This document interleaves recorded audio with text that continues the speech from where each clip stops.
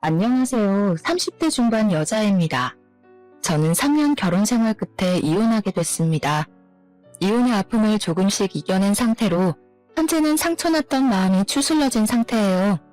처음엔 사람들이 결혼하는 걸 대부분 반대를 하였었지만 좋아하는 마음 하나로 모두 이겨낼 수 있을 거라고 생각했는데 저 혼자만의 착각이었다는 것을 이제야 알게 됐습니다. 지금 와서야 웃고 넘길 수 있지만 이혼 준비하는 과정에서 정말 죽고 싶다는 생각이 들 정도로 힘들었어요. 주변 사람들에게 제 속마음을 모두 내비치는 게 아직까지 너무 창피해서 이렇게라도 속을 털어놓고 싶어 이렇게 사연을 보내게 됐습니다. 남편은 이혼한 지금까지도 전화를 밥 먹듯이 하는 편이고 술만 마시면 저 혼자 살고 있는 집까지 찾아올 정도인데요. 경찰에 신고까지 해봤을 정도였어요. 그 정도로 남편과 저의 사연은 아주 복잡하고 찌질했네요. 원래 결혼은 단둘이 하는 게 아니라 집안 대 집안끼리 하는 거라는 말이 있잖아요. 이번 결혼과 이혼으로 그 말이 맞다는 것을 느끼게 됐어요. 남편과 2년 연애 끝에 결혼하게 됐었는데요. 남편과 저 사이에는 전혀 문제될 부분은 없었어요. 전 남편의 성실함과 깊은 효심, 착함에 반해서 연애하고 결혼까지 하게 된 거였거든요. 근데 이 착한 효심이 이렇게 문제가 될 거라고는 상상조차 하지 못했었는데요. 남편은 동네에서 유명한 효자였어요. 할아버지 밑에서 자란 남편은 고등학교 졸업하고 바로 취업을 하여 돈을 벌었다고 하는데요. 그 이유는 할아버지 사업 때문이었어요. 아버님은 무리하게 사업을 확장하는 바람에 사업이 망했다고 들었어요. 그것도 2번씩이나요. 그 이후로 남편은 취업을 바로 하게 됐다고 해요. 4억 정도 되는 빚이 남편 덕분에 결혼하기 직전 4천까지 줄었다고 들었어요. 그런데 그런 시아버님의 빚이 이혼까지 이어지도록 만들 줄은 상상조차 하지 못했어요. 결혼하고 나면 시아버님의 빚을 갚는데 나도 일조해야 하는 건 아닌지 그런 걱정 때문에 결혼하는 게 망설여지게 됐어요. 그래서 전 남편과 결혼 이야기가 나올 때쯤 솔직한 제 마음을 말하기로 했어요. 자기야, 솔직히 나 결혼하는 거 고민돼.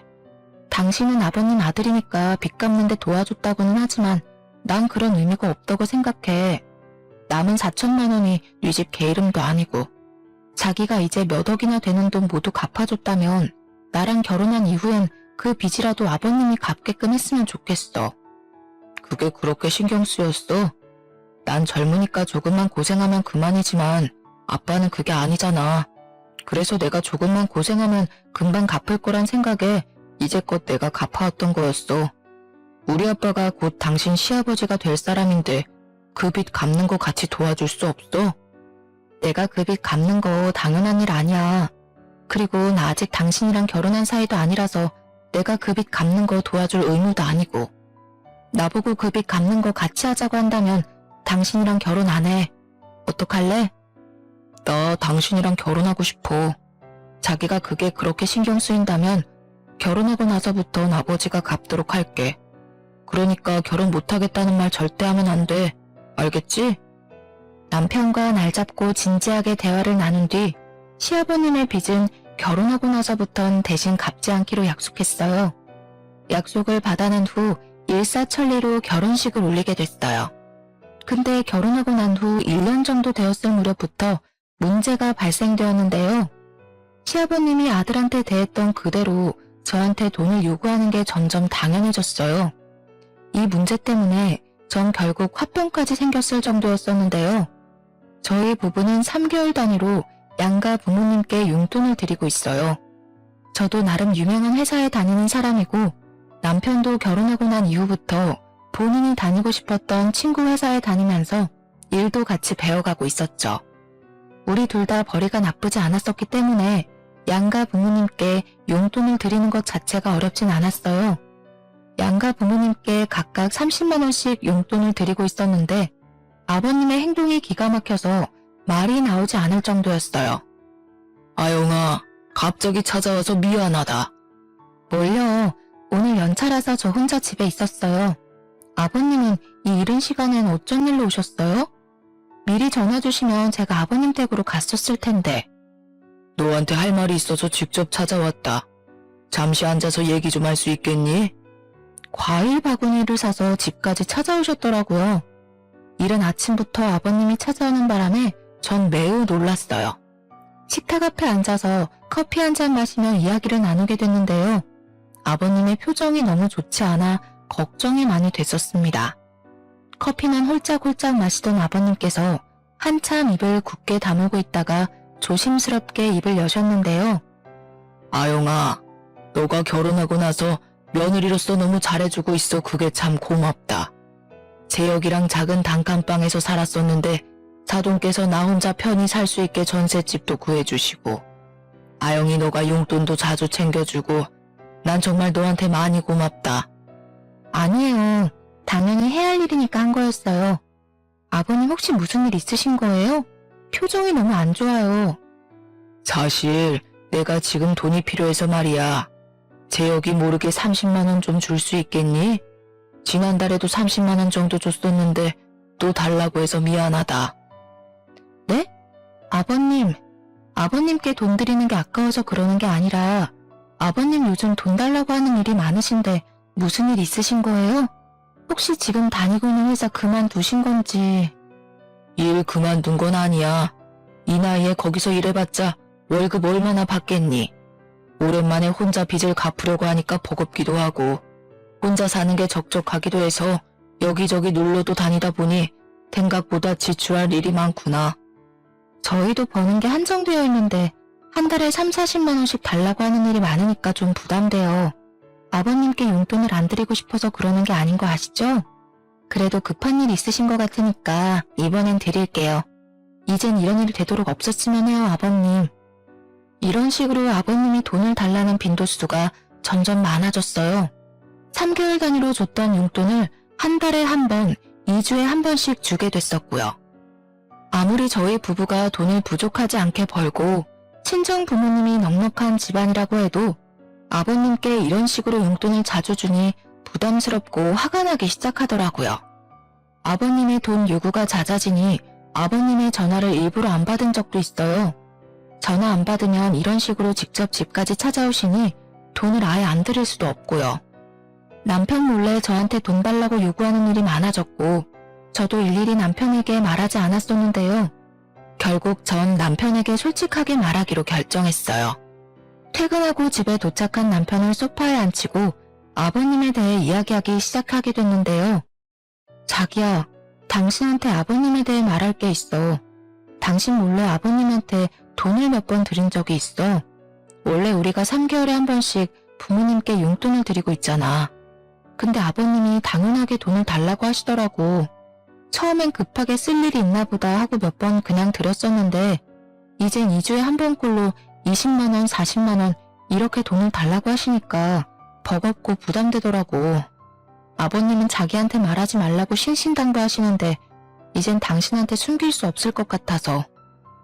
아빠가 그랬다고? 정말? 그럴 사람이 아닌데. 나한테도 그렇게 돈 달라고 요구한 적이 없던 분이라. 우리 결혼 전에 아버지 빚 갚는 거 안 하기로 했었잖아.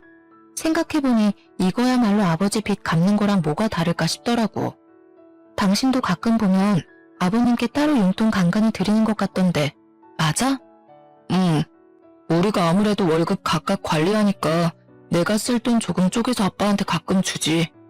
그것까지 뭐라고 하려는 거야? 나도 아버님이 달라는 대로 주긴 했지만 당신도 아버님께 돈 너무 자주 주지 마. 아버님이 돈을 아예 안 버시는 것도 아니잖아. 작년부터 큰아버지 회사 공장에서 일 다니기 시작했다며. 아버님도 돈 버는 입장인데 어디 쓰시려고 그렇게 돈을 달라고 하시는 건지 모르겠어. 당신이랑 나한테 각각 용돈 다 받아가시는데 그 많은 돈을 어디에다 쓰시는 건지. 지금부터라도 아버님께 따로 돈 드리는 일 없도록 하자. 아버님이 안쓰러워서 달라는 대로 드리긴 했지만 지금부터라도 바로 잡자. 자기랑 결혼 전에 대출금 안 갚기로 약속했었지만 그래도 우리 아빠인데 하나하나 너무 따지는 거 아니야? 우리 아빠도 연세가 있는 편인데 혼자서 모든 걸 하려고 하니까 힘들어서 그러신 거잖아. 이번만 조용히 넘어가주면 안 될까? 나랑 결혼하기 전에 약속했던 거 까먹지 마. 우리도 돈 모아야 하는 입장에서 자꾸 아버님한테 돈 계속 주게 되면 모아야 할 돈까지 모으지도 못해. 넌 이럴 때 보면 감정이란 게 없는 것 같아. 반대로 생각해서 장인어른이 우리 아빠 입장이었으면 너도 도와줬을 거잖아. 이제 와서 말이 좀 달라져서 미안한데 대출금 모두 갚아달라는 말 하지 않을 테니까 아빠한테만 조금씩 용돈 더 주면 안 될까? 나 나쁜 사람 만들지 마. 아버님한테 10만 원씩 조금 더 주는 건 가능할지 몰라도 매달 돈 드리는 건 안 돼. 친정한테 주는 것처럼 동일하게 3개월에 한 번씩 용돈 드리는 걸로 하자.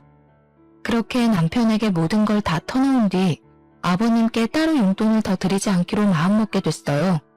남편도 대화를 나누고 난 뒤 아버님께 따로 전화해서 앞으로 자기 없는 사이에 집에 찾아오거나 하는 일 없었으면 한다고, 그리고 급한 일 아니면 자주 돈 달라는 일 없었으면 한다고 하더라고요. 그 일로 남편이 아버님께 살짝 언성을 높였던 걸로 알고 있어요. 근데 이번 일로 조용히 넘어갈 게 아니었나 봐요. 한동안 잠잠한 것 같더니만 아버님이 또 저의 화를 부르던 일이 있었는데요. 아버님은 한 달에 한 번꼴로 저희 부부집에서 1박 2일씩 주무시고 가셨어요. 남편은 아버님이 놀러 오실 때마다 아이처럼 좋아했어요. 아버님도 그런 남편을 보고 정말 행복함을 감추지 못했고요. 근데 아버님이 저희 집 안방에 들어가는 일이 생각보다 잦았어요. 저희 집 화장실은 거실과 안방 총 2개인데요. 근데 아버님이 안방에 있는 화장실 쓴다는 핑계로 안방에 들어가는 일이 많았어요. 남편은 대수롭지 않게 여기는 것 같았었지만 전 그 부분이 참 찝찝하고 기분이 나쁘더라고요. 결국 전 참다 못해 안방에 들어가지 않았으면 한다고 솔직하게 말했고, 아버님은 알겠다고 말씀하신 후 안방에 들어가는 일이 줄게 되었는데요. 제가 잠시 자리 비운 사이에는 여전히 안방에 드나드는 것 같긴 했어요. 근데 언제 한 번은 아버님이 저희 안방 화장실을 다녀오고 난 직후 화장대 서랍이 살짝 열려있는 걸 발견하게 됐어요. 전 현금을 쓸 일이 가끔 있어서 월급날마다 20만 원 정도 현금을 뽑아 화장대 서랍에 두는 습관이 있어요. 근데 현금이 조금 없어진 게 보이더라고요. 생각해보니 지난번에도 현금 5만 원씩 비는 것 같았었는데 이번에도 돈이 살짝 비어있는 걸 보고 이게 다 아버님의 만행이 아닐까 싶었어요. 뽑아놓은 현금은 거의 신경 쓰지 않고 쓰는 돈이기 때문에 그냥 두고 있었는데 이렇게 돈이 조금씩 비는 게 느껴지니 아버님의 짓이 아닐까 걱정이 되었답니다. 물증은 없고 심증만 있는 상태에서 그대로 남편에게 말할 시 100% 싸울 게 분명해서 말할까 말까 고민이 많이 되더라고요. 물증을 잡기 위해서 어떻게 하면 좋을까 고민했는데 친한 친구가 집에 홈캠을 설치해보라며 권유하더라고요. 집에 돈이 조금씩 없어져서 미치겠어. 분명 아버님 짓인 것 같은데 심증만 있고 물증이 없으니.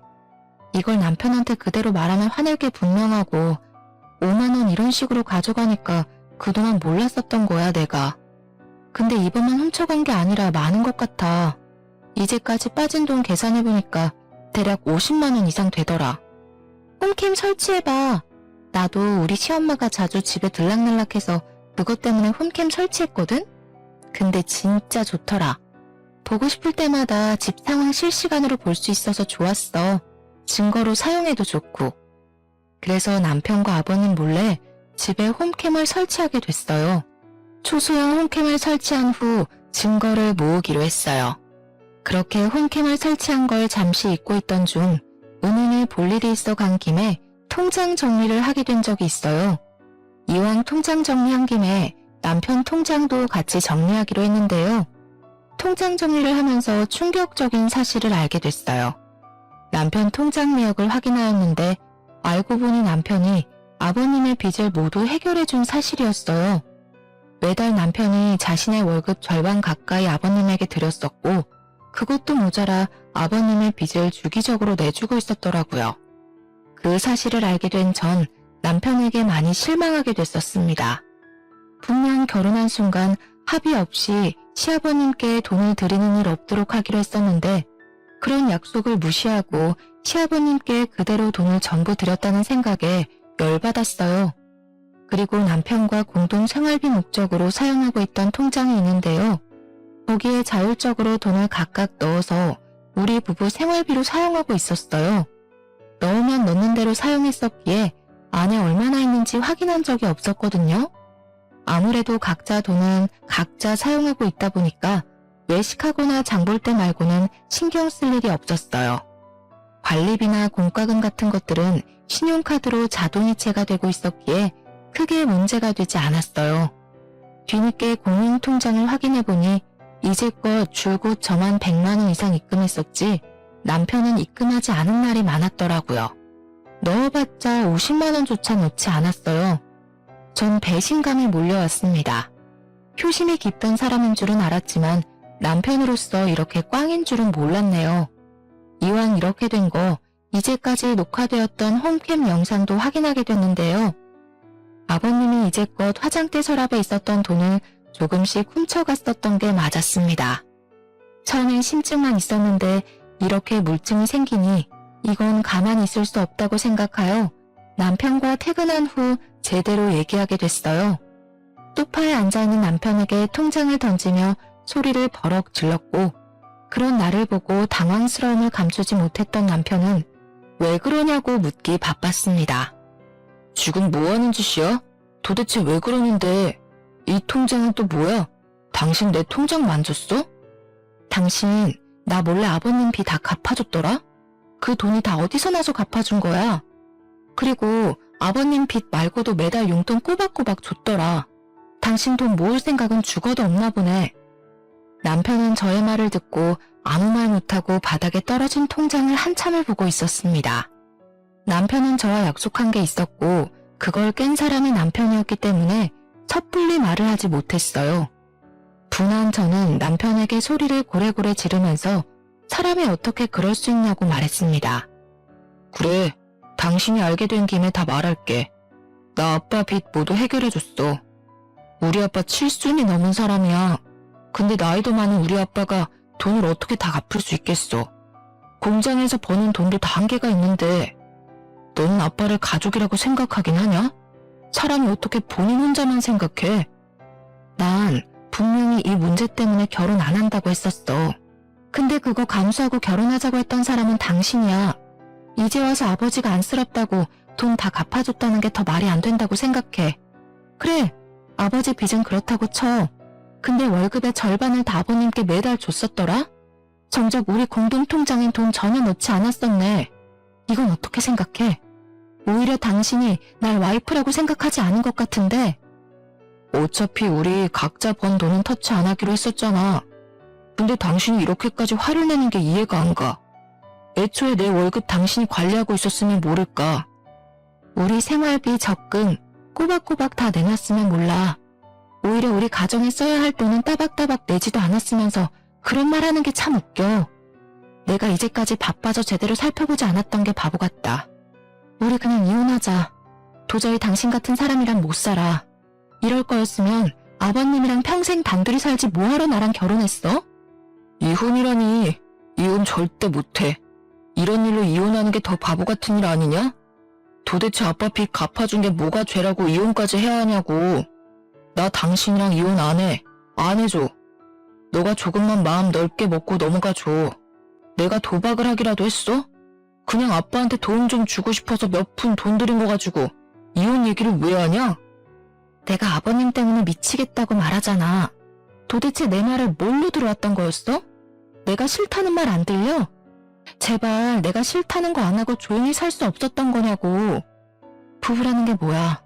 서로 싫어하는 부분 최대한 고쳐가고 맞춰야 하는 거 아니냐고. 당신은 날 속이면서까지 내가 싫어하는 행동을 한 거야. 그럼 내가 당신이랑 살 이유가 없어진 거지. 그러니까 내 말대로 이혼해. 당신이나 아버님 이제 신경 쓰면서 살고 싶지 않아. 나랑 이혼하고 편하게 아버님 뒷바라지하면서 편하게 살아. 눈치 보지 말고. 이혼이 그렇게 쉬워? 말이면 다인 줄 알아? 당신이랑 절대 이혼할 일 없을 거야. 언성이 높아지고 서로의 입장이 맞다고 우기고 있는 상황이었어요. 결국 말이 통하지 않아 저는 간단히 짐을 챙겨 집을 나가게 됐어요. 남편은 나가지 말라고 끝까지 말렸었지만 전 그런 남편을 밀치고 무작정 집에서 나갔었답니다. 너 한 발자국만 더 움직여봐. 가만 안 둬? 가만 안 두면 어쩔 건데 이혼 준비는 하고 있어. 전 그렇게 무작정 혼자 나가게 됐고 막상 나은이 어딜 가야 할지 고민이 되었어요. 지금 이 밤중에 이혼 문제로 집에 나왔다는 걸 속 시원하게 말할 사람이 없더라고요. 그렇게 한참을 밖에서 시간을 보내다가 결국 근처 저렴한 숙박업소에 가서 지내기로 했어요. 며칠 동안 전전긍긍하면서 지냈었는데 혼자서는 사람이 할 짓이 못 되더라고요. 이 답답한 마음을 어떻게 해결하면 좋을까 긴 고민을 하게 되었어요. 이 상태로 회사 일이 손에 잡히지 않을 것 같아 모든 연차를 사용하게 됐었고 회사 출근을 며칠 동안 하지 않았어요. 제가 출근하지 않은 동안 남편이 회사까지 찾아갔다고 들었는데요. 남편이 저의 회사에 갔던 날 회사 동료말로는 제 남편이 회사까지 찾아와서 제가 나올 때까지 한참을 서서 기다렸다고 했어요. 회사 동료가 뒤늦게 남편을 발견하고 여기 어쩐 일이냐고 묻자 저 출근 안 했냐고 묻고서 바로 갔다고 하네요. 게다가 친정 부모님까지 찾아갔었다고 해요. 남편이 친정에 찾아갔었던 그날 저녁 엄마한테 전화가 왔었어요. 만나서 얘기하자고 하시더라고요. 그렇게 카페에서 엄마를 만나 커피를 마시며 이혼에 대해 대화를 나누게 됐었어요. 전 엄마의 얼굴을 보자마자 눈물부터 나왔어요. 살이 많이 빠진 저의 모습을 보게 된 친정엄마도 같이 눈물을 흘렸습니다.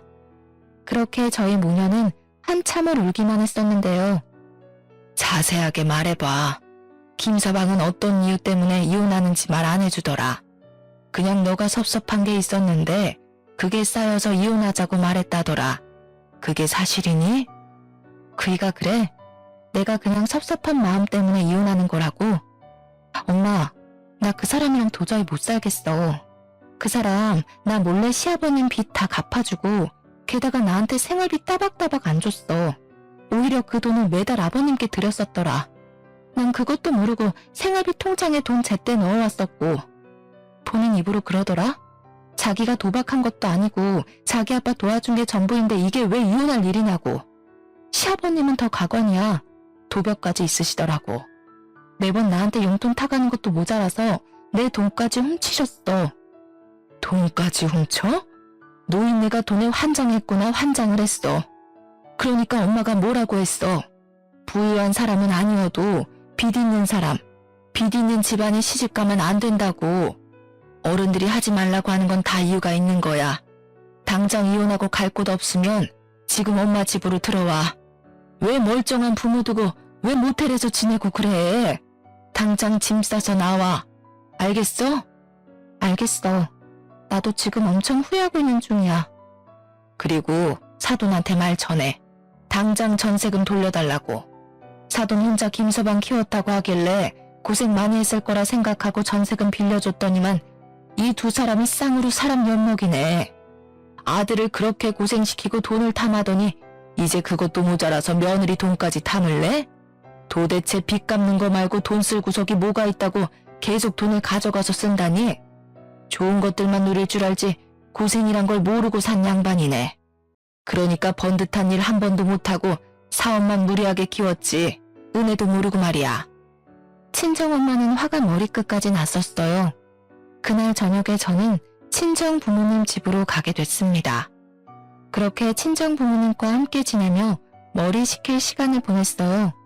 친정 아버지도 뒤늦게 이 사실을 알게 되었고 남편에게 전화해서 온갖 욕을 다하며 당장 이혼하라고 단호하게 말했다고 친정엄마한테 전해 들었어요. 그렇게 오랜 시간 정리한 끝에 이혼하기로 굳게 마음먹게 됐었고 남편에게 퇴근하고 시아버님 댁에서 만나자고 문자를 보냈습니다. 그렇게 저녁에 아버님 댁으로 바로 달려갔어요. 아버님 댁에 도착하니 남편 몰골이 말이 아니더라고요. 수염도 제대로 깎지 못하고 꾀지지한 상태로 아버님과 거실 바닥에 앉아있더군요. 남편은 오랜만에 본 저를 보고 안으려고 했어요. 그런 남편을 밀치고 자리에 앉으라고 말했습니다. 두 사람 앞에 앉아서 한참을 말없이 있었어요. 제가 한참 말없이 앉아있으니 남편은 그런 제 앞에 무릎 꿇고 앉아 손을 싹싹 빌며 사과했습니다. 시아버님도 소리 없이 눈물을 보이며 미안하다는 말 한마디를 하셨어요. 아용아, 정말 미안하다.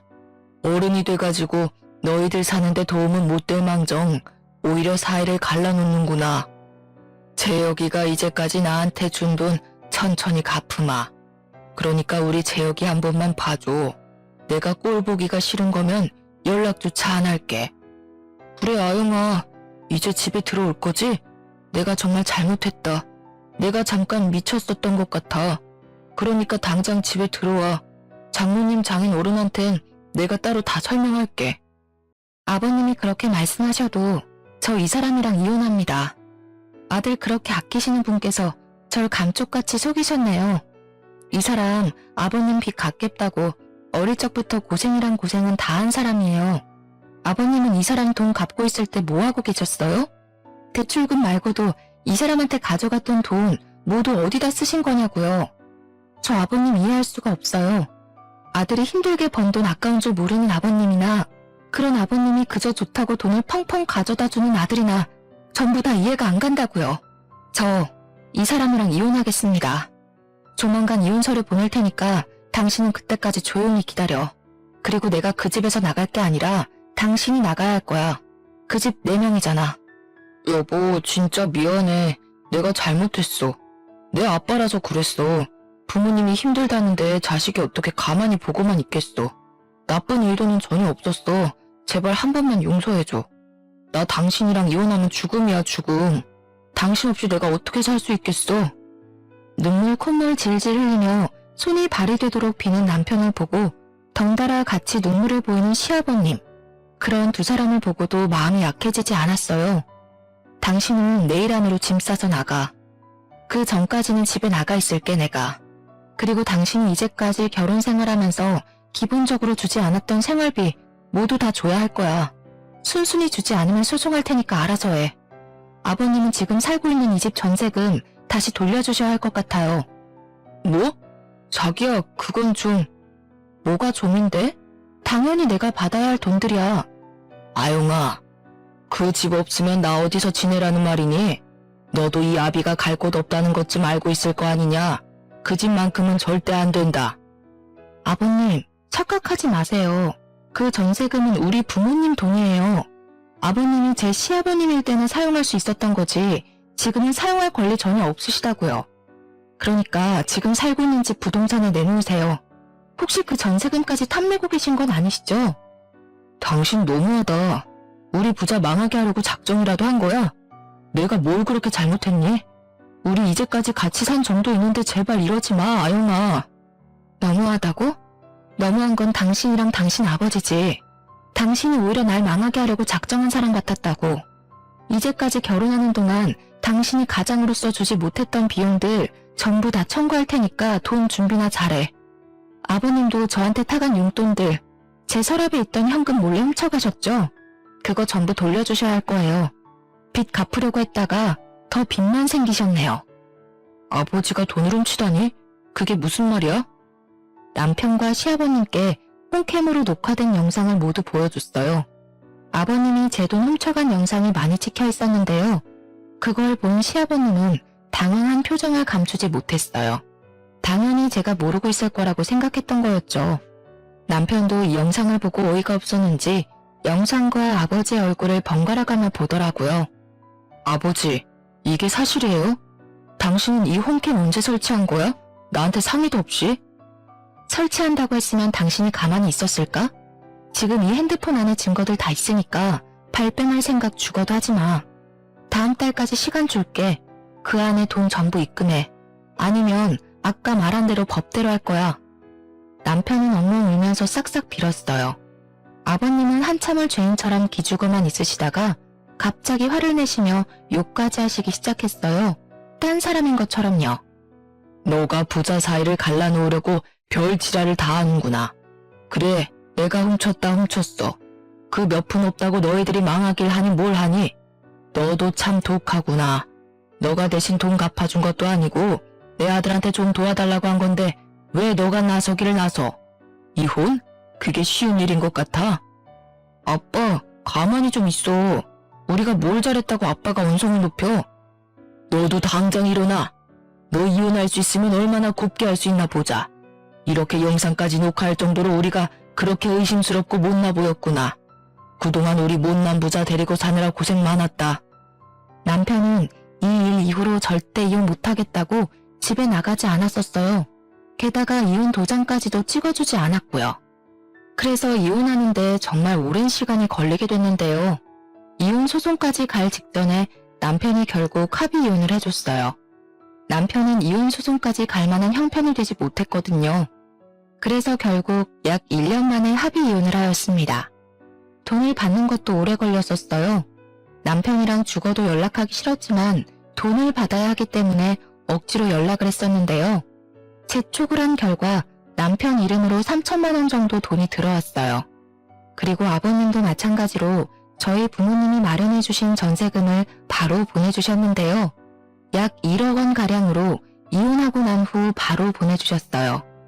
이혼하고 난 후 아버님께서 전세금 말고는 주신 돈이 없었어요. 의아해서 결국 아버님께 연락을 드리게 됐어요. 전세금 말고는 들어온 돈이 없는데 남은 돈을 왜 안 주시냐고 물었는데요. 아버님이 여윳돈이 없기 때문에 많은 금액을 한꺼번에 주지 못한다고 말씀하시더라고요. 그리고 그 돈을 줘야 할 이유를 모르겠다고 하셨어요. 전세금 돌려줬으면 끝이지 받을 게 뭐가 있다고 자꾸 돈을 달라고 말하냐? 친정도 잘 사는 마당에 뭐가 돈이 필요하다고 없는 사람한테 자꾸 돈을 뜯으려고 하냐는 거야. 아버님, 전 제 돈을 받으려고 하는 거예요. 엉뚱한 돈을 달라고 하는 것도 아니고 이제까지 아버님이 가져가신 제 돈을 달라는 말이라고요. 근데 그게 왜 제가 받을 돈이 아니라고 말씀하시는 거예요? 이제까지 아버님이 제 돈 쓰시면서 생활하셨으면서 이제 와서 배째라는 식으로 행동하시면 안 되죠. 결혼 생활을 하면서 시부모한테 용돈 정도는 줄 수 있는 거 아니겠어? 그 돈을 왜 치사하게 이제 와서 다시 달라고 말하냐고. 아버님이 제가 주기로 했던 수준보다 더 많이 가져가셨잖아요. 그리고 그걸 떠나서 제 돈을 훔쳐가셨죠? 그 돈이라도 제대로 갚으신다면 제가 아무 말 안 하겠습니다. 끝까지 뻔뻔하게 철판을 깔고 말씀하시길래 제가 지금 가지고 있는 영상을 들고 경찰서에 가기 전에 최대한 빨리 돈 보내달라고 말했어요. 아버님은 한때 가족이었던 사람인데 경찰에 신고하는 건 너무하지 않냐며 서운한 티를 팍팍 내셨어요. 전 그런 시아버님께 가족이었을 당시 그럼 저한테 왜 그러셨냐고 따졌어요. 할 말이 없던 시아버님은 결국 친척분들께 돈을 조금씩 빌리고 남편에게도 도움을 받았다고 하네요. 결국 이리저리 돈을 빌리고 다니다가 마지막은 항상 남편이네요. 이혼한 초반엔 남편은 아버님과 대면대면하며 지냈다고 했었어요.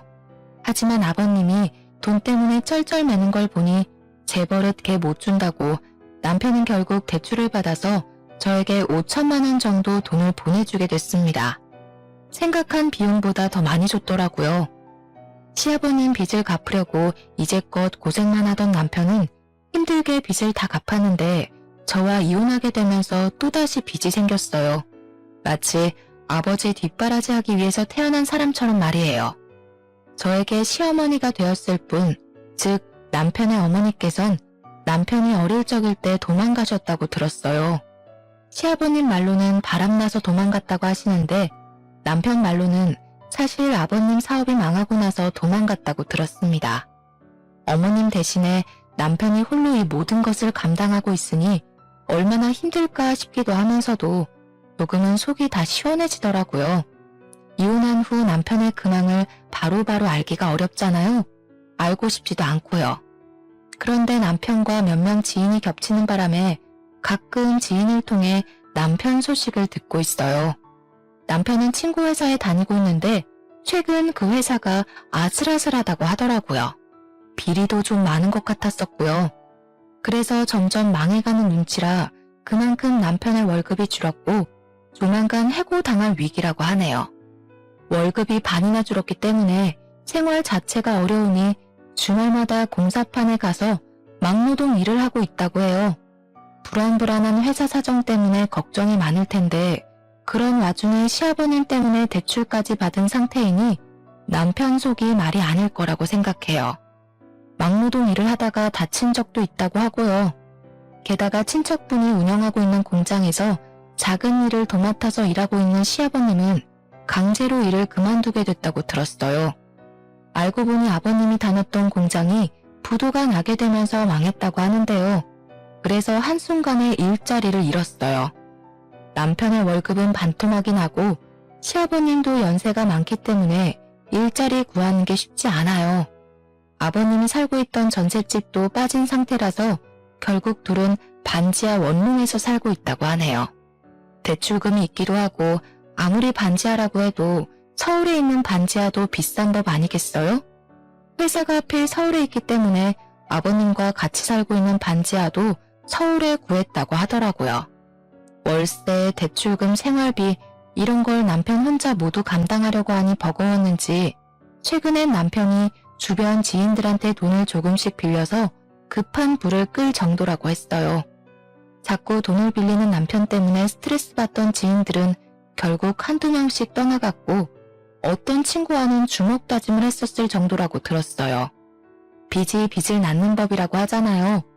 저와 살 땐 이런 고민 하나도 하지 않았었지만 뒤늦게 혼자 모두 감당하려고 하니 젊었을 때와는 차원이 다르겠죠. 지칠 대로 지친 남편은 결국 술을 왕창 마시고 절 찾아온 적이 있었어요.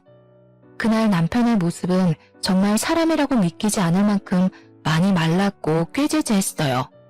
그런 상태로 집 앞에서 무릎 꿇고 울며 불며 제발 합치자고 하더군요. 아영아, 이렇게 연락도 없이 찾아오게 돼서 정말 미안하다. 정말 미안해. 나 요즘 당신 하나 없다고 되는 일이 하나도 없어. 당신이 당연히 내 옆에 있을 줄 알았거든. 당신이 얼마나 나한테 중요하고 소중한 사람인 줄 몰랐어. 지금 알았다. 당신이 나한테 얼마나 소중한 사람인지. 술 마셨으면 곧장 집이나 가지. 여기서 왜 추태를 부려?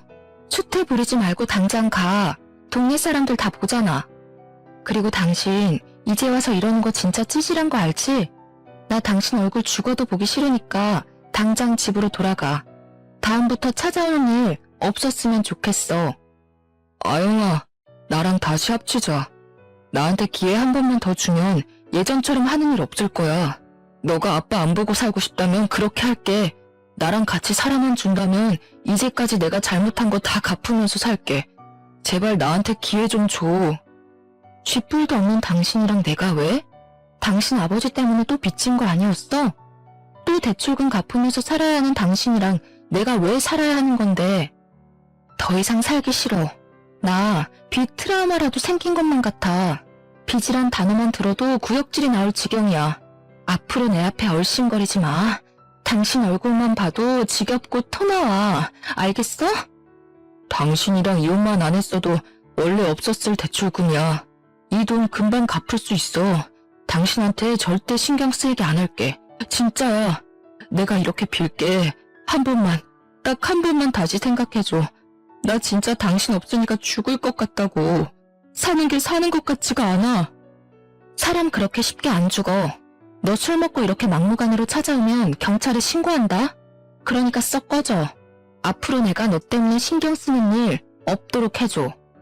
남편은 이 일 이후로 몇 번은 더 찾아왔어요. 꽃바구니, 고기 등등 각종 선물도 몇 번 놓고 가기도 했고요. 이렇게 선물 보낼 돈 있으면 돈이나 한 푼 더 갚지. 전화와 문자도 하루에 수십 통도 했었는데요. 지금은 예전에 비해 찾아오거나 전화오는 일은 줄었지만 여전히 힘들 때마다 저한테 전화하는 건 여전하더라고요. 지금은 내가 그리워서 그러는 게 아니라 습관처럼 전화하고 찾아오는 것 같아요. 가끔 돈 때문에 힘들 때마다 전화하는 눈치인 것 같고요.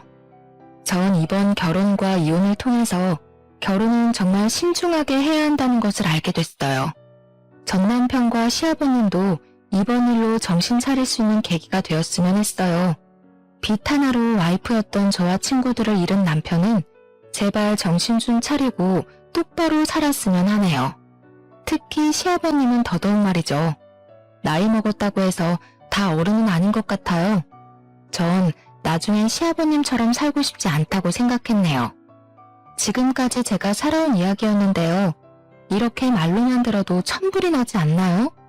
이혼할 당시 정말 가슴이 찢어질 정도로 아팠었지만 지금은 정신 차리고 제 할 일 열심히 하면서 지내고 있어요. 신기하게도 결혼 생활을 유지하고 있을 땐 그렇게 원하던 승진이 되지 않았었는데 이혼하고 몇 달 지나지 않아 바로 승진하게 됐어요. 제가 이혼했다는 소식을 들은 친구 몇 명은 저한테 선 한 번 볼 생각 없냐고 묻기도 하는데요. 남편과 이혼하고 난 이후 결혼이나 연애에 대한 생각이 확 사라졌네요. 나중은 모르겠지만 지금 현재로서 혼자 사는 게 제일 좋거든요.